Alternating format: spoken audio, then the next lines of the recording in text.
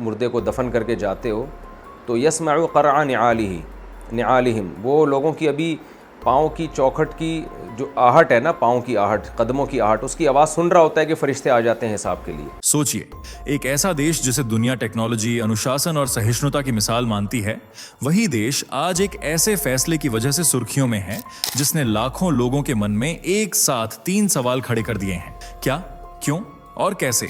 क्या वाकई जापान ने ऐसा कदम उठाया है जिसे मुस्लिम समाज ऐतिहासिक झटका बता रहा है, या फिर इसके पीछे कोई ऐसी मजबूरी है जिसे हम अनदेखा कर रहे हैं? आज का यह वीडियो उसी सच्चाई के बीच की खाई को उजागर करने वाला है जहां नीति, संस्कृति और मानवाधिकार एक दूसरे से टकराते दिखते हैं। जरा आंखें बंद करिए और एक दृश्य सोचिए।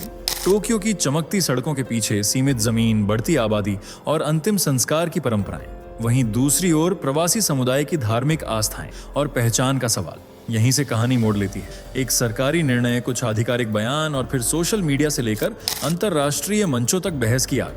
क्या यह जगह की कमी का मामला है या संस्कृति की रक्षा का? और अगर नियम सभी पर समान है तो चर्चा सिर्फ एक समुदाय पर क्यों केंद्रित हो गई? ये वीडियो आपको किसी निष्कर्ष पर थोपने नहीं आया, बल्कि आपको उस डोपामिन गैप तक ले जाएगा जहां हर अगले मिनट में नई जानकारी सामने आती है, जहां सवाल बढ़ते जाते हैं और जहां अधूरी समझ आपको अंत तक देखने पर मजबूर करती है। हम बताएंगे कि यह फैसला कैसे बना, किन तर्कों पर टिका है और इसके दूरगामी असर क्या हो सकते हैं, जापान के लिए भी और वैश्विक संबंधों के लिए भी। अंत तक बने रहिए, क्योंकि जो तस्वीर शुरुआत में साफ लगती है वही अंत में पूरी तरह बदल सकती है। चलिए जरा फटाफट कमेंट करके बताइए कि आप इस वीडियो को भारत के किस शहर या किस गांव से देख रहे हैं। हमें भी जानने की बड़ी उत्सुकता है कि हमारे ये जागरूक दर्शक देश के किन किन कोनों में बसे हुए हैं। आपका एक कमेंट हमें यह ताकत देता है कि हमारी आवाज कितनी दूर तक पहुंच रही है। और दोस्तों से एक बात दिल से कहना चाहते हैं, आप में से बहुत सारे लोग रोज हमारी वीडियो देखते हैं लेकिन अभी तक चैनल को सब्सक्राइब नहीं किया है। हाथ जोड़कर आपसे विनती है कि फैक्ट मंत्रा चैनल को अभी सब्सक्राइब करें, क्योंकि हम यहाँ किसी एजेंडे के लिए नहीं बल्कि सनातन की आवाज, सच्चाई और जागरूकता को पूरी दुनिया तक पहुंचाने के लिए काम कर रहे हैं। अगर आपको हमारी बातों में जरा सी भी सच्चाई महसूस होती है तो इस वीडियो को लाइक जरूर करें ताकि ये संदेश और ज्यादा लोगों तक पहुंचे। आपका एक लाइक, एक कमेंट और एक सब्सक्राइब हमारे लिए बहुत बड़ी ताकत है। चलिए दोस्तों, अब बिना देर किए वीडियो में आगे बढ़ते हैं। क्यों जापान हुआ मुसलमानों के खिलाफ? क्यों मुस्लिम प्रवासियों के शव मूल देश ले जाने का हुक्म दिया? क्यों जापान सरकार मुसलमानों के लिए कब्रिस्तान नहीं बनाना चाहती? क्या जापान के दिल में भी इस्लामोफोबिया पनप रहा है? क्यों जापान के एक फैसले से मुस्लिम समाज में हड़कंप मच गया है? क्यों जापान को सिर्फ मुस्लिम प्रवासियों से दिक्कत है? क्या है जापान और मुसलमानों के बीच शुरू हुई यह जंग?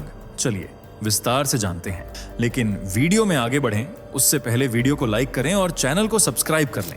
एशिया महाद्वीप के पूर्व में प्रशांत महासागर में मौजूद है टेक्नोलॉजी का बाप कहे जाने वाला जापान, जिसने टेक्नोलॉजी, विज्ञान, ऑटोमोबाइल, इलेक्ट्रॉनिक्स, रोबोटिक्स और एनिमेशन की फील्ड में बेमिसाल तरक्की और कामयाबी हासिल की है।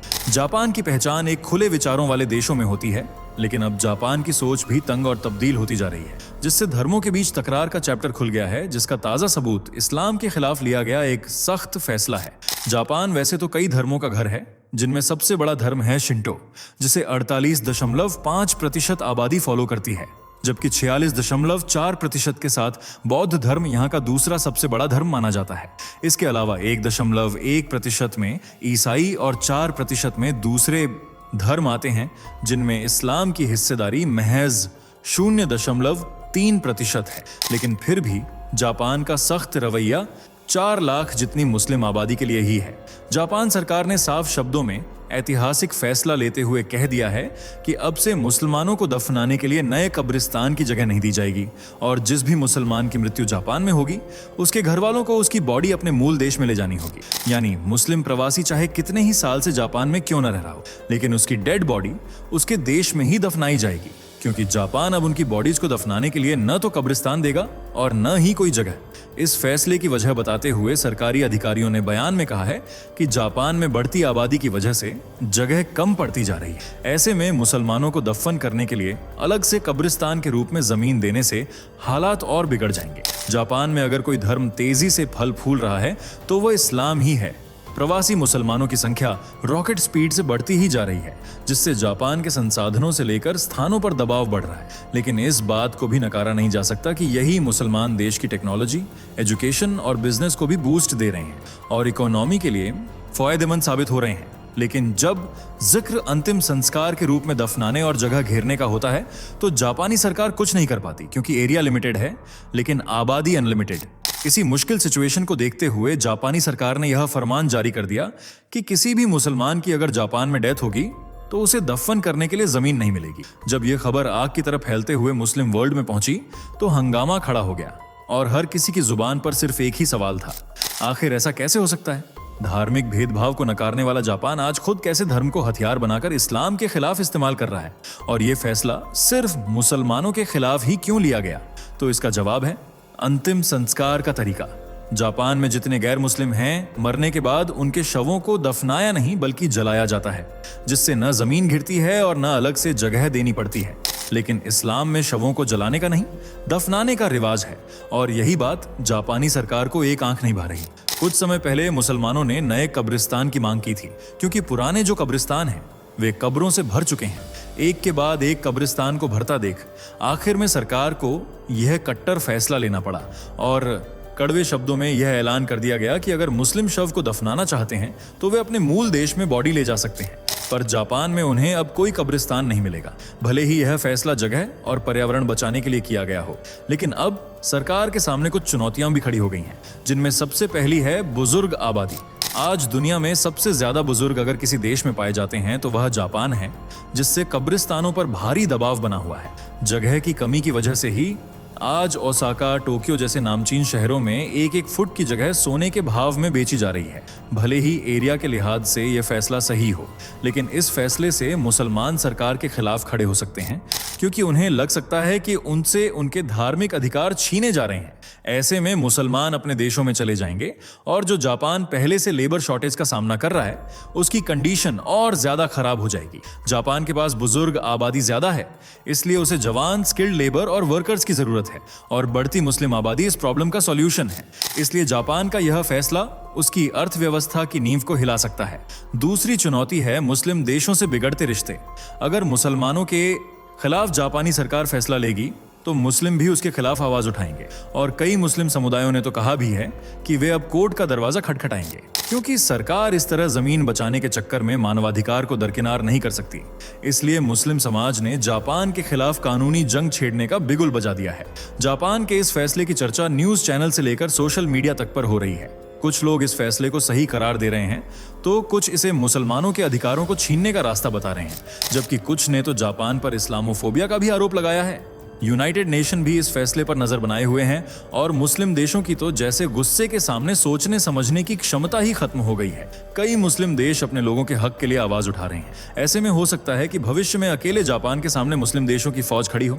ये घटना दुनिया पर कितना बुरा असर डालेगी ये शायद हमें बताने की जरूरत नहीं है। जापान भले ही आज डेवलप्ड हो, टेक्नोलॉजी से लेकर विज्ञान क्षेत्र में आगे हो, लेकिन इसकी 12 करोड़ जितनी आबादी सभी मुस्लिम देशों के सामने चींटी बराबर है। इसलिए अगर भविष्य में इस्लाम वर्सेस जापान की जंग होती है तो जापान के लिए काफी मुश्किलें खड़ी हो सकती हैं और शायद इस बारे में जापान भी अच्छे से जानता है, लेकिन फिर भी उसने यह खतरा मोल लिया, क्योंकि बात यहाँ सिर्फ जमीन को बचाने की नहीं बल्कि जापानी संस्कृति की हिफाजत करने की भी है, जो इस्लाम की बढ़ती आबादी के पैरों तले कुचलती जा रही है। इसलिए जापान सरकार को यह कड़ा फैसला लेना पड़ा है। मुसलमानों के बढ़ने का यह खतरा आज सिर्फ जापान ही महसूस नहीं कर रहा, बल्कि लगभग पूरी दुनिया में यह डर अलग अलग देशों पर मंडरा रहा है, जिसका खुलासा खुद प्यू रिसर्च सेंटर ने कुछ वक्त पहले किया है। प्यू रिसर्च सेंटर की एक रिपोर्ट में साफ लफ्जों में कहा गया था कि साल 2060 तक पूरी दुनिया में मुसलमानों की आबादी 2015 के मुकाबले 70% ज्यादा होगी, जिसका मतलब है कि कई देश जो आज गैर मुस्लिम हैं वे भी मुस्लिम देश में बदल सकते हैं, जैसा कि अतीत में कई देशों के साथ हो भी चुका है। और इसका जीता जागता उदाहरण है मालदीव, जो 12वीं शताब्दी तक हिंदू फिजाओं, हिंदू संस्कृति और हिंदू राजाओं के बीच बसा हुआ था, लेकिन धीरे धीरे वहां मुस्लिम आबादी बढ़ती गई और आज मालदीव की पहचान एक मुस्लिम देश के रूप में होती है और यहाँ किसी गैर मुस्लिम को मालदीव का नागरिक बनाने का अधिकार नहीं है। यानी आप देख सकते हैं कि इस्लामिक आबादी कितनी तेजी से किसी भी देश को अपना बना लेती है। इसी बढ़ती आबादी की वजह से 1947 में भारत को अपना एक हिस्सा मुसलमानों के नाम करना पड़ा था, जिसे आज पाकिस्तान के नाम से जाना जाता है। सोचिए, अगर मुस्लिम आबादी कम होती तो क्या कभी पाकिस्तान बनता? शायद नहीं। इंडोनेशिया, जिसे दुनिया का सबसे बड़ा मुस्लिम आबादी वाला देश कहा जाता है, उसकी सच्चाई भी हिंदू धर्म के इर्द गिर्द ही घूमती है। आज यहाँ हिंदू न के बराबर हैं, लेकिन अतीत में यहाँ हिंदुओं की आबादी भर भर कर हुआ करती थी। पर फिर इस्लाम की छाया ने इंडोनेशिया को घेर लिया। हर बार की तरह इंडोनेशिया में भी मुस्लिम आबादी का ग्राफ धीरे धीरे ऊपर जाने लगा और एक वक्त ऐसा आया कि मेजॉरिटी रिलीजन माइनॉरिटी में चले गए और माइनर रिलीजन वाला इस्लाम मेजर बन गया। और आज इसकी पहचान बहुधार्मिक और बहुसांस्कृतिक देश के तौर पर नहीं, सिर्फ और सिर्फ इस्लामिक कंट्री के रूप में होती है, जहां 24 करोड़ से ज्यादा मुसलमान निवास करते हैं। लेकिन ये देश और मुसलमान कभी अपने इस सच को कबूल नहीं करते। न तो वे अपने पूर्वजों को स्वीकार करते हैं और न ही अपनी मूल परंपराओं को, बल्कि शरीयत और इस्लामिक कानून के हिसाब से चलते हैं, चाहे फिर देश कोई सा भी हो। वहां की संस्कृति शरीयत के खिलाफ ही क्यों ना हो, लेकिन ये मुसलमान हर जगह अपनी ही चलाते हैं और धीरे धीरे बढ़ते प्रभाव से अपनी संस्कृति को मजबूत और मूल देश की संस्कृति को कमजोर बनाते रहते हैं। जिन हिंदू देशों ने इन्हें सर छुपाने के लिए जमीन दी, आज ये लोग उन्हीं के धर्म के खिलाफ अपशब्द बोलते हैं, हिंदुओं को अपना दुश्मन मानते हैं। अब ये दुश्मनी सिर्फ हिंदुओं तक ही नहीं रही, बल्कि कई यूरोपीय कंट्रीज मुसलमानों के इसी खतरे के साये में जी रही हैं। ज्यादा दूर न जाकर भारत का ही उदाहरण ले लीजिए। जहां जहां भी भारत में मुसलमानों की आबादी बढ़ी है, वहां लड़ाई झगड़े की तादाद बढ़ गई है, माहौल हिंसक हो गया है।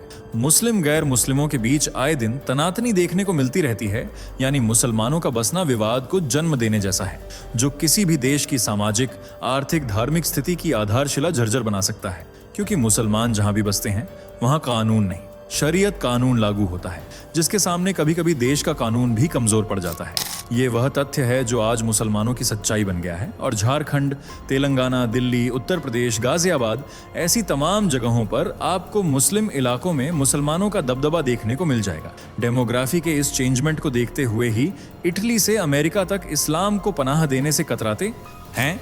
इटली की प्रधानमंत्री जॉर्जिया मेलोनी तो मुसलमानों के सख्त खिलाफ रहती हैं, क्योंकि वह यूरोपीय कल्चर को इस्लामिक कल्चर के तले रौंदना नहीं चाहती।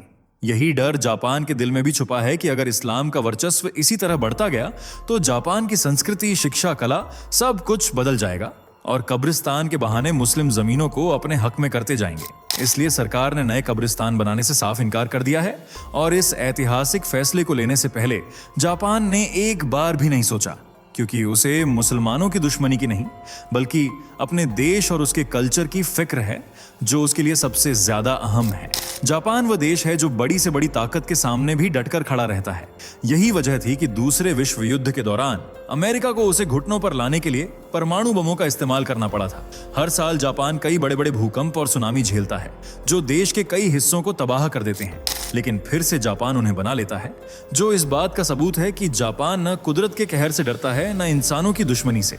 इसलिए उसने इस्लाम के खिलाफ ये फैसला लेने में भी कोई हिचकिचाहट महसूस नहीं की, क्योंकि उसके पास अमेरिका, भारत जैसे मित्र हैं जो वक्त पड़ने पर उसकी मदद कर सकते हैं। वैसे आपको क्या लगता है, क्या जापान का यह फैसला सही है या नहीं? अपनी राय कमेंट में जरूर बताइए। वीडियो पसंद आई हो तो इसे लाइक और ज्यादा से ज्यादा शेयर करें। साथ ही चैनल से जुड़े रहने के लिए चैनल को सब्सक्राइब करके बेल आइकन को प्रेस कर लें। धन्यवाद। दोस्तों, आपके स्क्रीन पर 2 और वीडियो दिख रही हैं, जिसे देखने के लिए आप स्क्रीन पर क्लिक करें। दोनों देखिएगा, बहुत अच्छी वीडियो बनी है।